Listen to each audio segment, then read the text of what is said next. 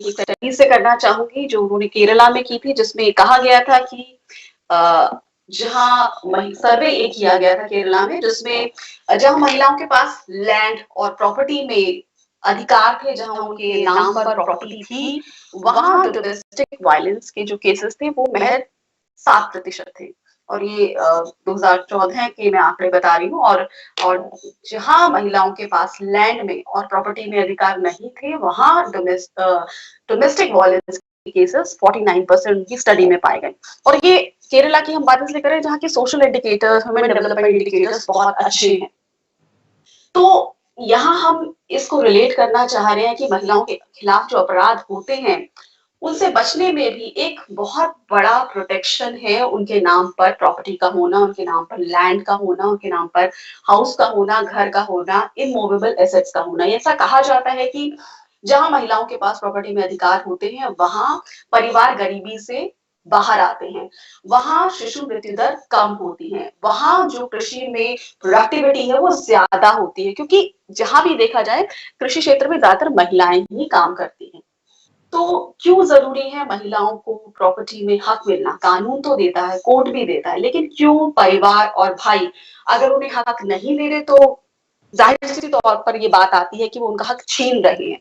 अब महिलाएं कैसे प्रॉपर्टी में अपना क्लेम करें, कैसे अपने प्रॉपर्टी में हक को प्राप्त करें, इस पर चर्चा करने के लिए मेरे साथ मौजूद हैं ऐश्वर्या भारती जी, जो कि सीनियर सुप्रीम कोर्ट एडवोकेट है और additional solicitor general of India है। बहुत बहुत स्वागत है ऐश्वर्या भारती जी आपका हमारे कार्यक्रम में। Thank you very much, Purnima ji. It's an honor to be here with you. Thank you for joining us in this very important discussion. Aishwarya जी, मैं आपसे इस सवाल के साथ शुरू करना चाहूंगी कि कैसे महिलाएं प्रॉपर्टी में अपना हक प्राप्त करें, किस तरह का इंस्टीट्यूशनल सपोर्ट उन्हें मिले, कि जिस तरह से किसी अपराध के बारे में एक लेटर पर वो लिख देती है कि मुझे मेरे साथ ये अपराध हो रहा है, तो उनको न्याय देने में पूरी व्यवस्था जुट जाती है। इसी तरह अगर प्रॉपर्टी का हक, जो कि सोशल सिक्योरिटी उनको देने की जरूरत है, जीवन जीने के लिए एक बहुत बुनियादी हक है जो उन्हें मिलना चाहिए, जो नहीं मिलता है, इसको प्राप्त करने में महिलाओं की किस तरह से मदद हो सकती है, कैसे वो इस लड़ाई को शुरू करें?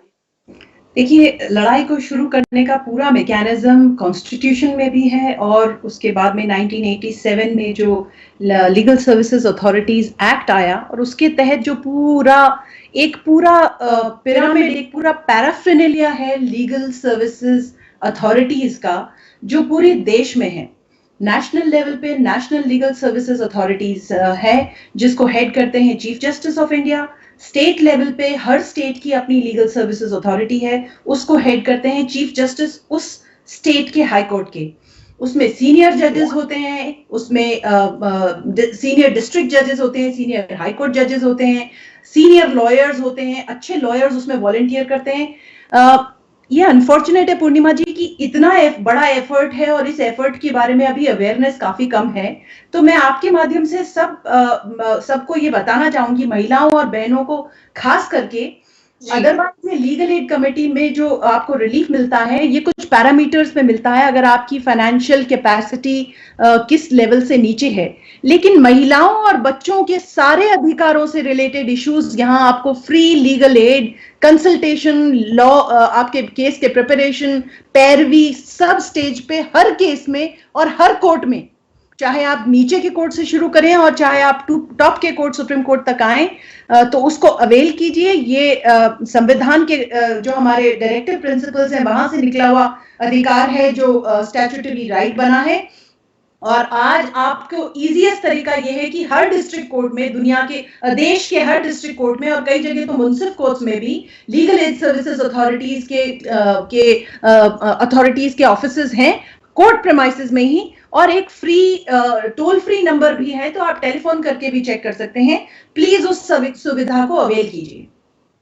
तो आप ये कह रही हैं कि कोई भी महिला जिसका प्रॉपर्टी में हक है, अपनी एंसेस्ट्रल प्रॉपर्टी में या किसी भी प्रॉपर्टी में जो उनका हक है, अगर वो उसको लेना चाहती है, तो उनका साथ देने के लिए कानून मौजूद है और सारा सिस्टम उसके लिए मौजूद है। जी, हर तरह से मौजूद है। ये खाली प्रॉपर्टी रिलेटेड कानूनों के लिए नहीं है, महिलाओं और बच्चों से रिलेटेड कोई भी अगर कानूनी अड़चन है तो उसके कंसल्टेशन के लिए, उसकी समझाइश के लिए, उसमें वे फॉरवर्ड के लिए और केस की पैरवी के लिए पूरी तरह से मैकेनिज्म अवेलेबल है। जी, क्योंकि ये कहा जाता है कि महिलाओं के पास संसाधन नहीं होते, रिसोर्सेज नहीं होते कि वो कानूनी लड़ाई इतनी लंबी लड़े। तो ऐसे में कहाँ से वो उनको मदद मिले, कैसे वो प्रॉपर्टी में अपने हक के लिए अर्जी दें, कैसे जो कानूनी प्रक्रिया है उसमें पूरा जो टाइम और एनर्जी और जो रिसोर्सेज जाते हैं या फिर जो रिसोर्सेज लगते हैं जो उसको आगे बढ़ाने में उनके पास शायद इतनी रिसोर्सेज अवेलेबल नहीं होते। अनफॉर्चुनेटली हमारे देश में जो रिसोर्स क्रंच है वो रिसोर्स क्रंच जुडिशरी में भी है।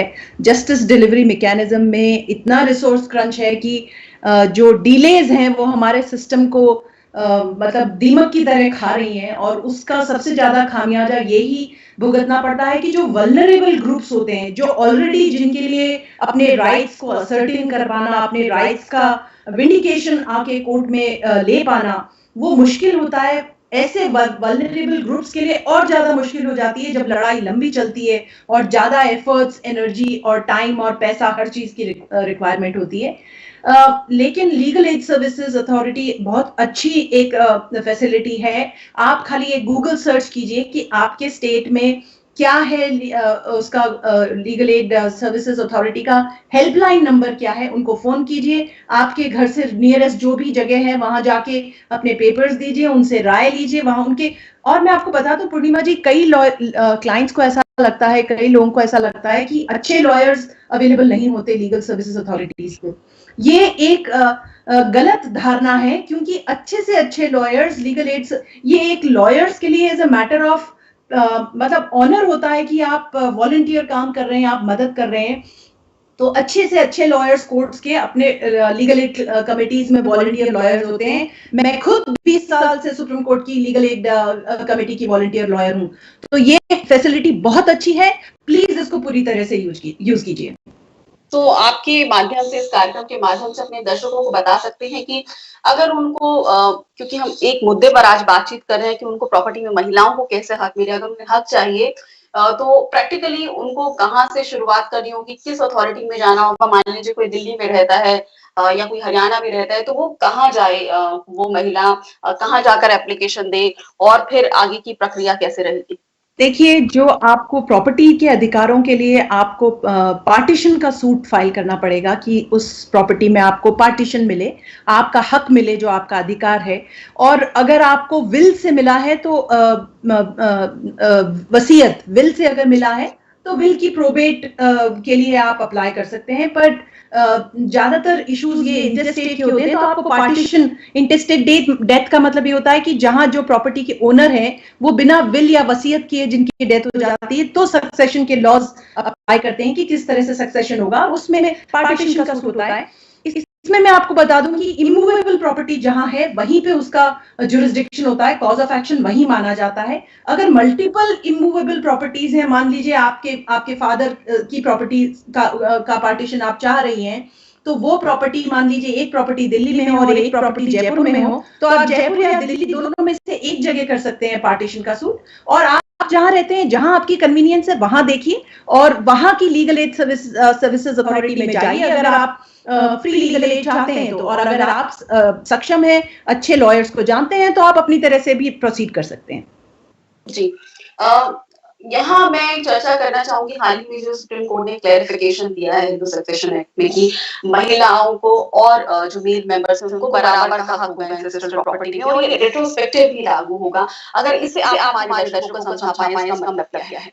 मैं थोड़ा सा, अगर आप परमिट करेंगे तो मैं थोड़ी सी जर्नी शुरू से आपको बताना चाहती हूँ। देखिए, 1956 में हिंदू सक्सेशन एक्ट आया है। पहले तो जब हम सक्सेशन की बात करते हैं तो एक्चुअली ये हमारा मिसफॉर्च्यून है कि आज भी हमें पर्सनल लॉज की बात करनी पड़ती है कि हम किस रिलीजन से हैं, उससे डिसाइड होता है कि हमारा क्या सक्सेशन का अधिकार है, हमारा प्रॉपर्टी पे क्या अधिकार है। लेकिन अगर हम बाय एंड लार्ज एक मेजॉरिटी की बात करें तो हिंदू सक्सेशन एक्ट अप्लाई होता है हिंदूज को।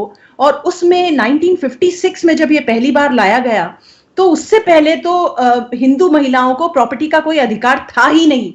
वो खाली एक लिमिटेड एस्टेट के रूप में प्रॉपर्टी को ओन कर सकती थी, चाहे वो अगर विडो हैं तो उनको एज मेंटेनेंस मिला है या कोई लाइफ इंटरेस्ट मिला है, उनको इंडिविजुअली एब्सोल्यूट टर्म्स में प्रॉपर्टी ओन करने का कोई तरीका नहीं था। तो 1956 में जब पहली बार सक्सेशन एक्ट लाया गया तो महिलाओं को पहली बार प्रॉपर्टी ओन करने का अधिकार मिला।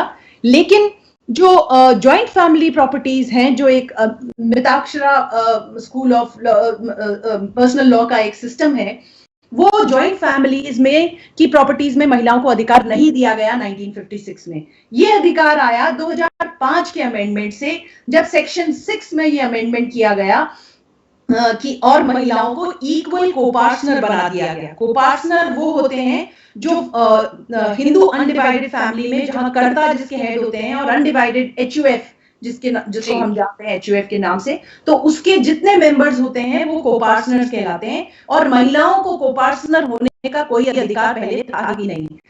2005 के, आप मुझे सुन पा रहे हैं? जी जी बिल्कुल। 2005 के अमेंडमेंट के बाद पहली बार महिलाओं को यह अधिकार मिला कि वो एज ए कोपार्टनर उनको अधिकार है एंसेस्ट्रल प्रॉपर्टी में भी, एचयूएफ प्रॉपर्टीज में भी। लेकिन वो अधिकार प्रोस्पेक्टिव था और उसके बाद में कुछ जजमेंट्स आए जिसमें सुप्रीम कोर्ट ने ये कहा कि अगर फादर की डेथ या कर्ता की डेथ उस अमेंडमेंट के आने से पहले हो चुकी है तो महिलाओं को वो पार्टीशन का अधिकार नहीं मिलेगा। अब जो ये जजमेंट आया, इसके बाद एक और बेंच ने इसको डिफर किया, तो दो जब इक्विवेलेंट बेंचेस में थोड़ा आपस वो डिफरेंस ऑफ ओपिनियन हुआ तो लार्जर बेंच के सामने गया। और लार्जर बेंच का ये जजमेंट जो आया है पिछले हफ्ते, ये बहुत ही एक मॉन्यूमेंटल और एक बड़ा मील का पत्थर साबित होने वाला जजमेंट है पूर्णिमा जी, क्योंकि इसने ये कह दिया है कि जो 2005 में अधिकार मिला महिलाओं को वो रेट्रोस्पेक्टिव है, शुरू से अधिकार है। वो ये नहीं है कि 2005 के बाद में अगर आपके कर्ता की या आपके जो ओनर हैं उस प्रॉपर्टी के उनकी डेथ होती तो ही अधिकार मिलेगा। खाली उसमें केविएट ये है कि 2005 से पहले अगर पार्टीशन हो चुका है रिटन एग्रीमेंट से, इससे पहले ओरल पार्टीशन को भी माना जाता था क्योंकि फैमिली अरेंजमेंट वगैरह माना जाता था कि फैमिली अरेंजमेंट अगर विटनेसेस हो, लेकिन इसमें सुप्रीम कोर्ट ने साफ ये कह दिया कि पूरी तरह से अधिकार मिलेगा। Women have equal rights as a male co-partner. तो मतलब जो एक छोटा सा क्या काफी बड़ा डिस्क्रिमिनेशन रह गया था, उसको भी पूरी तरह वाइप आउट करते हुए कोर्ट ने पूरे अधिकार हिंदू महिलाओं को दे दिए। जी, तो इसका मतलब ये हुआ कि 2005 से पहले अगर पिता की मृत्यु हो चुकी है लेकिन रिटन पार्टीशन नहीं हुआ तो भी महिला क्लेम कर सकती है उस प्रॉपर्टी। बिल्कुल बिल्कुल, इक्वल अधिकार है आपका और पार्टीशन भी आप क्लेम कर सकते हैं। पहले महिलाओं को यह अधिकार नहीं था कि वो एचयूएफ प्रॉपर्टी का पार्टीशन करा सकें। जी, तो ऐसे में मैं आपसे ये भी जानना चाहूंगी कि मान लीजिए कि पिता से प्रॉपर्टी में हक मिला है महिला को, लेकिन भाई नहीं दे रहा है वो हक, जो कि ज्यादातर केसेस में नहीं मिलता है। अब ऐसे में महिला क्या करे, कैसे अपना प्रॉपर्टी में हक प्राप्त करे? अलग लड़ाई है पूर्णिमा जी। देखिए, जब तक कानून तो आ जाएंगे लेकिन कानूनों को के साथ साथ जब तक समाज में बदलाव नहीं आएगा, ये माइंडसेट का जो प्रॉब्लम है, ये माइंडसेट जब तक चेंज नहीं होगा तब तक इसका रियलाइजेशन होना बहुत मुश्किल है। क्योंकि आज भी हम देखते हैं कि परिवारों में यही ट्रेंड है कि बेटियों को नहीं दें और बेटों को दें।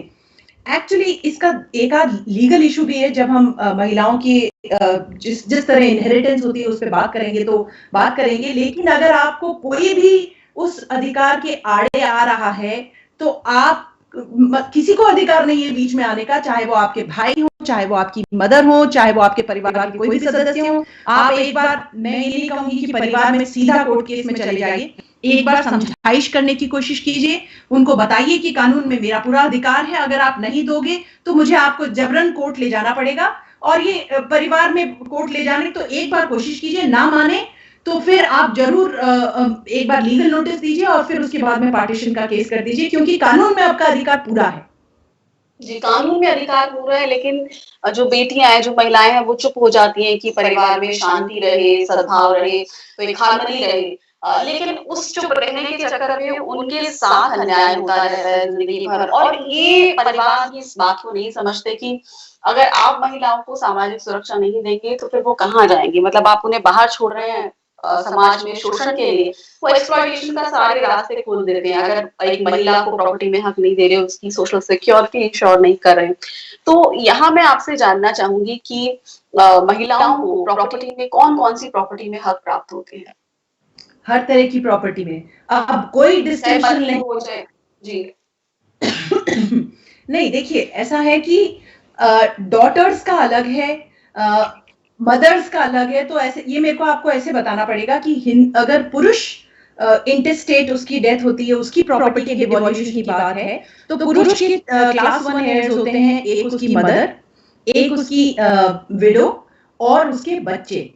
और ये जितने होंगे, जैसे मान लीजिए मदर उनकी जिंदा है, उनकी एक विडो है और मान लीजिए उनके 2 बच्चे हैं, तो वो प्रॉपर्टी 1/4 शेयर में, क्योंकि ये 4 एयर्स हो गए तो 1/4 शेयर में चारों के पास बट जाएगी। और ये क्लास 1 एयर्स अगर नहीं होते हैं तो फिर ये क्लास 2 एयर्स और क्लास 3 क्लास 4 में जाते हैं, जहां डिस्टेंट रिलेटिव्स को मिलने का उनकी कैटेगरी के हिसाब से है। पर क्लास 1 एयर्स जो हिंदू मेल के हैं वो है मदर, विडो और बच्चे। और अगर बच्चों की कोई बच्चे डेथ हो चुकी हो ऑलरेडी, तो उनके बच्चों को भी उसमें अधिकार, पर वो ही शेयर जो उनके बेटे को मिलता।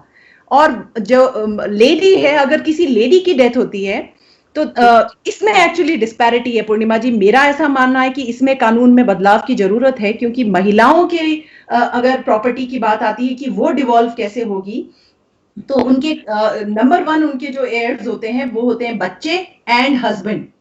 तो बच्चे एंड हस्बैंड दोनों आते हैं। सेकंड नंबर पे उनके एयर्स होते हैं कि एयर्स ऑफ हस्बैंड।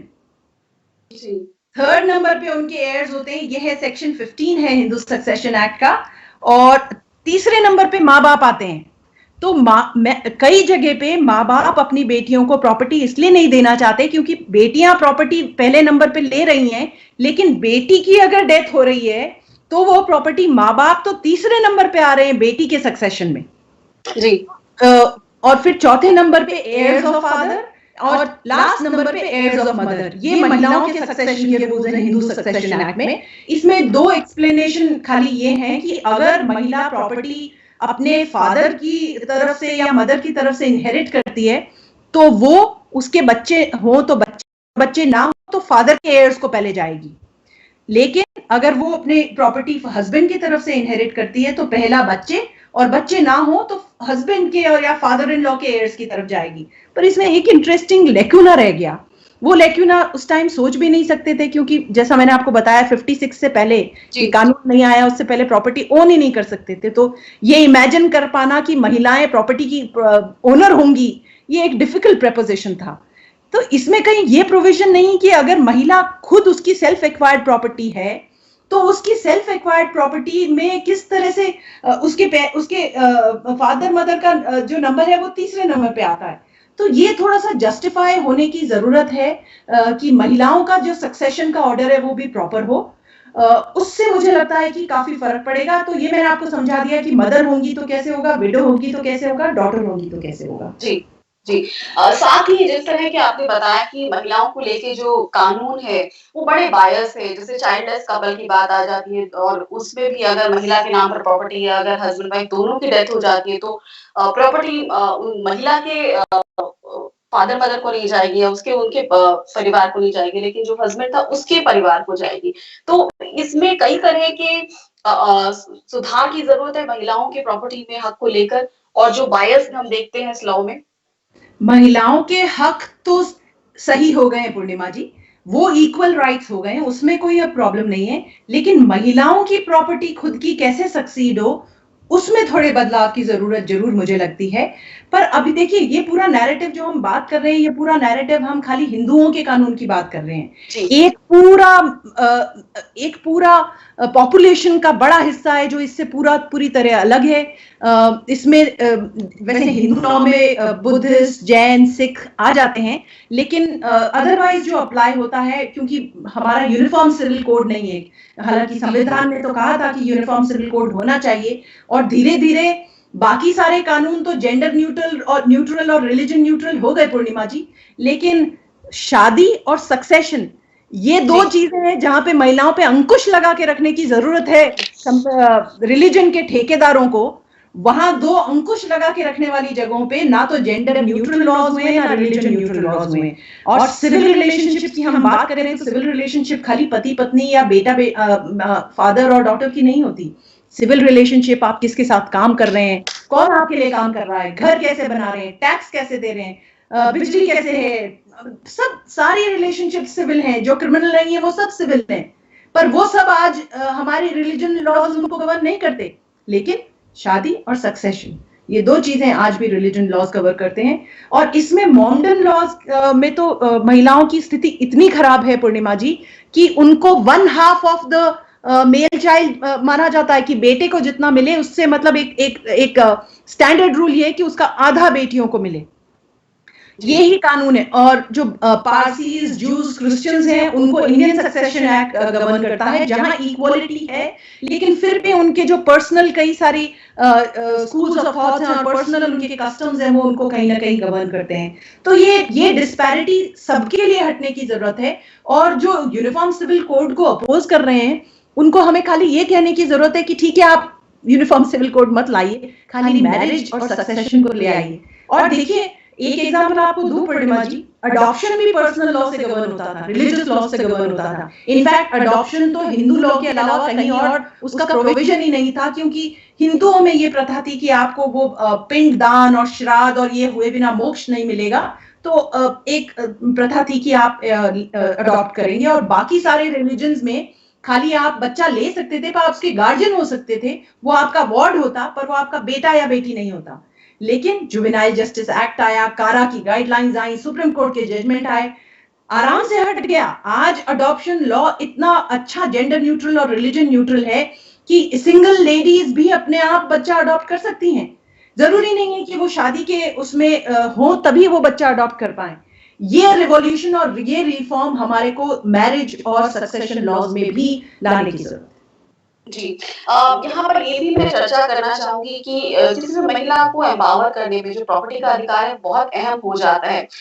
ये भी हमें देखने को मिला था कि स्टैम्प ड्यूटी लगती उसको, वो क्योंकि महिलाओं के नाम पर कम है तो उस वजह से महिलाओं के नाम पर प्रॉपर्टी की जाती थी। या फिर ये भी देखने को मिलता है कि जो महिलाओं के नाम पर प्रॉपर्टी है वो इसलिए है, उनमें ज्यादा परसेंटेज जो है वो विधवाओं की है, यानी वो अपना पूरा जीवन एक सोशल सिक्योरिटी के बिना गुजार देती हैं और जब पति की कभी प्रॉपर्टी मिलती है तब उसकी डेथ के बाद तब उनको वो प्रॉपर्टी में हक मिल रहा है, वो भी बहुत कम है।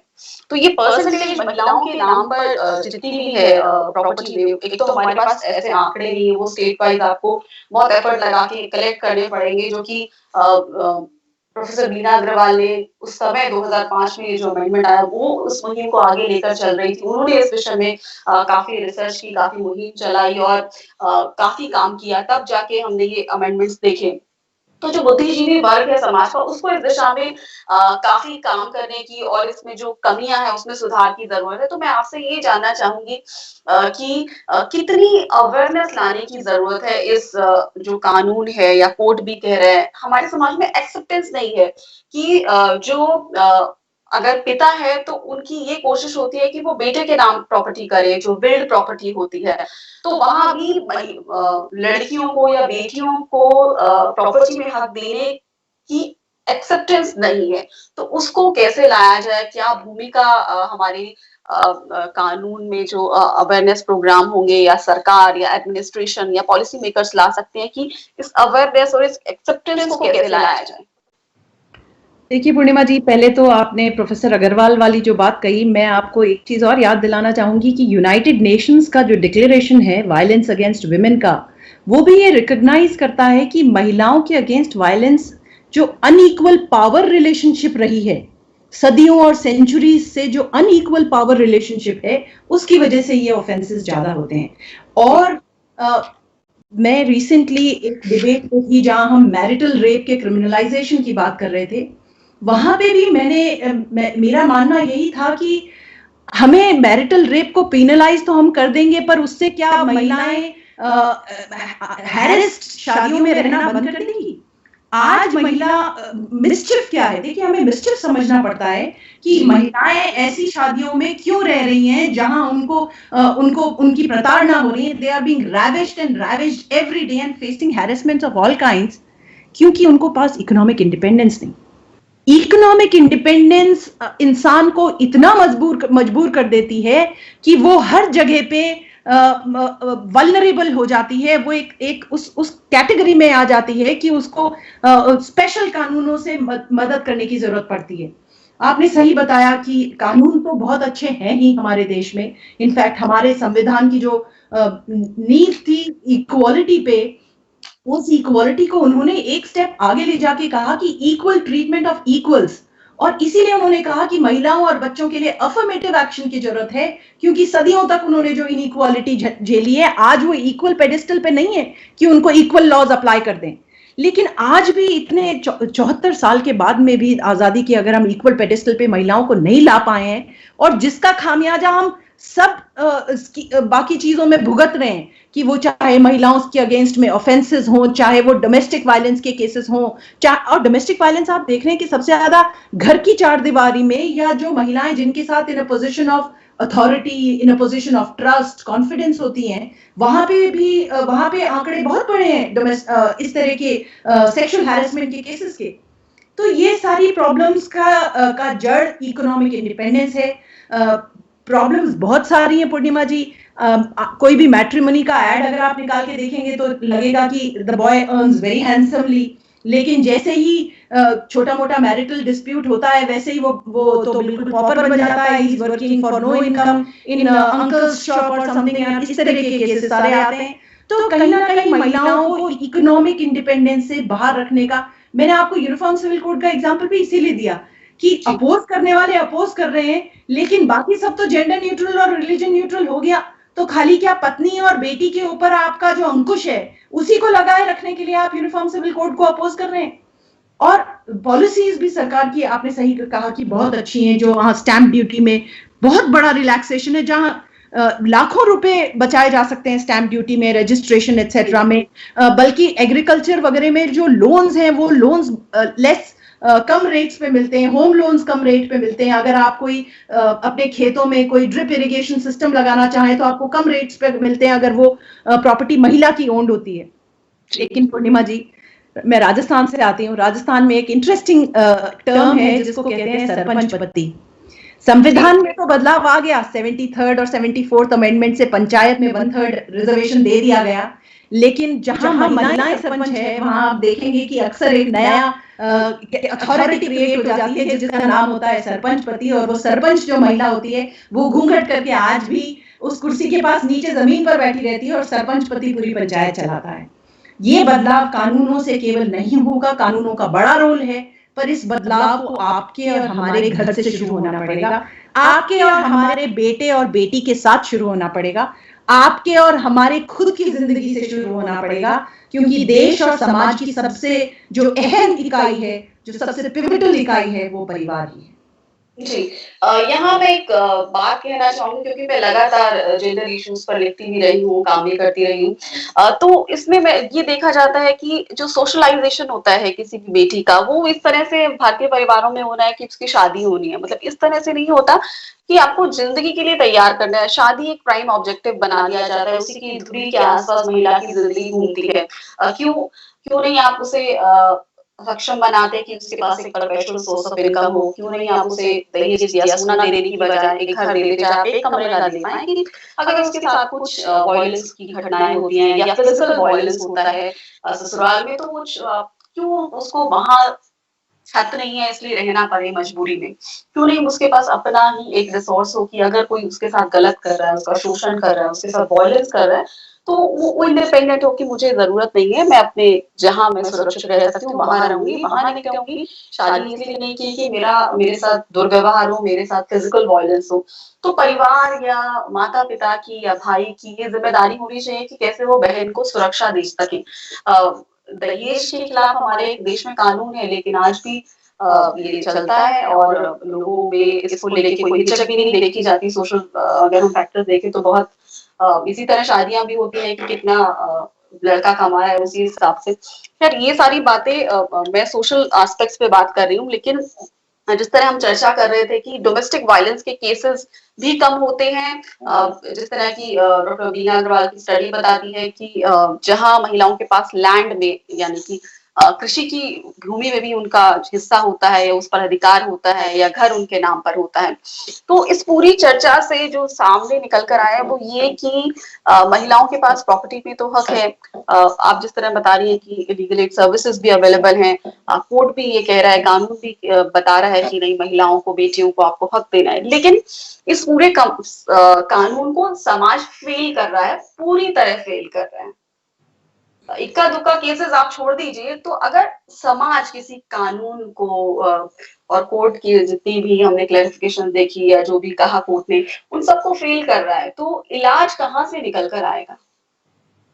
पूर्णिमा जी, सही कह रहे हैं आप, ज्यादा केसेस नहीं है, पर मुझे ऐसा लगता है कि धीरे धीरे बदलाव आ तो रहा है।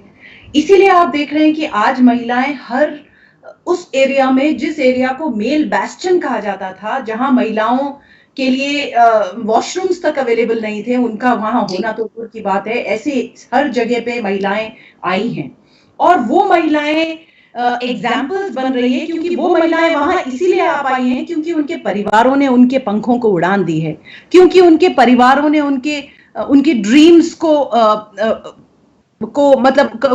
बांधा नहीं है और पिंजरे में बंद नहीं किया है या किसी खूंटे से बांध के कैद नहीं किया है। तो ऐसी जैसे जैसे बेटियां और महिलाएं समाज में डिफरेंट रोल्स प्ले कर रही हैं, प्लस एजुकेशन लेवल बढ़ रही है, अवेयरनेस लेवल बढ़ रही है, और देखिए असली बदलाव आप और हम, हमारे फादर क्या करें या हमारे ब्रदर क्या करें या हमारे हस्बैंड क्या करें, उस पर हमारा कंट्रोल ज्यादा नहीं है। लेकिन अगर हमारे बेटे को हम रसोई में हाथ बटाने के लिए बुलाएंगे और घर के काम में भी हाथ बटाने के लिए बुलाएंगे, और महिला और अपनी जो फ्रेंड्स हैं, जो महिलाएं हैं, जो बच्चियां हैं, बहनें हैं, कजिन्स हैं, उनके साथ रिस्पेक्टफुल बिहेवियर सिखाएंगे, तो ये देखिए जनरेशनल चेंज स्लो तो होता है, ऐसा नहीं है कि ये चेंज जल्दी आ सकता है, लेकिन एक लॉन्ग टर्म सॉल्यूशन इसी का है। कानून इससे ज्यादा रोल प्ले नहीं कर सकते, क्योंकि अगर आप कह रहे हैं ना कि समाज एक्सेप्ट नहीं करता डाउरी के बाद में भी, आज जो महिला अपने प्रॉपर्टी के अधिकार के लिए केस करती है, उसको उस पे लांछन लगाया जाता है कि कैसी बेटी है, कैसी बहन है, अपने भाई को घर से निकाल रही है, अपने फादर की प्रॉपर्टी पे केस कर रही है या ये कर रही है। ये कहीं नहीं कहा जाता कि उसका इक्वल अधिकार है, तो उसका भी उतना ही अधिकार है जितना बेटे का है, लेकिन ये उसको ही समाज इस नजर से देखता है कि जैसे वो गलत काम कर रही हो। लेकिन ये गलत काम बिल्कुल नहीं है, आपका इक्वल अधिकार है, लेकिन हमें भी अपने अधिकारों और रिस्पॉन्सिबिलिटीज दोनों को साथ लेके चलना पड़ेगा। अधिकार किसी के भी कभी भी आइसोलेशन में एग्जिस्ट नहीं करते, हम सबके अधिकार को एग्जिस्टेंट हैं। और ये नहीं है कि आप बेटियों को अधिकार देंगे तो वो आपको भूल जाएंगी, नहीं, बेटियों को अधिकार देंगे तो बेटियां तो आपके लिए सारी जिंदगी पल के बिछा के रहेंगी। सुप्रीम, मैं आपको बताऊं, इनफैक्ट आई वाज देयर जब ये जजमेंट प्रोनाउंस हो रहा था, और इस बेंच के जो सीनियर जज थे, जस्टिस अरुण मिश्रा, जब उन्होंने जजमेंट प्रोनाउंस किया तो उन्होंने ये कहा कि ऐसा कहा जाता है और माना जाता है कि बेटा बेटा तब तक होता है जब तक उसकी शादी हो जाती है, और बेटी पूरी जिंदगी आपकी बेटी रहती है। तो बदलाव आना ही है, बदलाव आ रहा है, बहुत धीरे है, पर बदलाव का और कोई फास्ट ट्रैक मुझे तो समझ नहीं आता परिवार में शुरू होने के अलावा। पूर्णिमा जी तो कहीं ना कहीं बेटियों को ही मुंह खोलना होगा थोड़े समय के लिए, चाहे रिश्ते स्ट्रेन होंगे, लेकिन लोगों को आदत तो पड़ेगी, क्योंकि परंपरा विकसित हो चुकी है बेटों के नाम विल करने की, बेटों को प्रॉपर्टी देने की, और बेटियों को कहा जाता है कि आपको जो दे दिया भाई, आपको आपकी शादी के वक्त दे दिया, अब उसके बाद आपका कोई मतलब नहीं है घर से, इस प्रॉपर्टी से, या एंसेस्टर प्रॉपर्टी में भी अगर वो हक मांग ले तो ऐसे लोगों की आंखें खुल जाती है कि पता नहीं इसने क्या कर लिया, मतलब कितनी बड़ी एक अपराधी की नजर से देखने लग जाते हैं, या देना ही नहीं चाहते प्रॉपर्टी में हक, उनके लिए एक्सेप्टेंस नहीं है। सो ये एक्सेप्टेंस लाने में शायद वक्त लगेगा, और बेटियों के नाम पर भी प्रॉपर्टी बनाने की परंपरा विकसित होनी चाहिए, इसलिए क्योंकि आपको उन्हें किसी भी तरह के शोषण से बचाना है। समाज में अगर आपको उसको सुरक्षा देनी है, वो एक सामाजिक सुरक्षा का पहलू है, ताकि वो शादी भी करे तो ससुराल में उसका कहीं शोषण ना हो, उसके साथ वायलेंस ना हो, किसी तरह का फिजिकल वायलेंस नहीं हो। तो तमाम बिंदुओं पर हमने चर्चा की कि किस तरह से महिलाओं को प्रॉपर्टी में हक मिले और उनको हम सुरक्षा दे पाए हर तरह की, क्योंकि इकोनॉमिक इंडिपेंडेंस बहुत जरूरी है, किसी भी महिला को अगर एम्पावर करना है, सशक्त बनाना है, और जो प्रॉपर्टी से जुड़े महिलाओं को जो हक मिलते हैं या उनको जो कानून है उसको लेके उसको लागू करना जीवन में परिवार का भी वो एक उद्देश्य होना चाहिए। तो बहुत बहुत शुक्रिया ऐश्वर्या भाटी जी हमसे जुड़ने के लिए और इस महत्वपूर्ण मुद्दे पर अपने विचार हमारे साथ साझा करने के लिए। शुक्रिया। थैंक यू सो मच पूर्णिमा जी। धन्यवाद।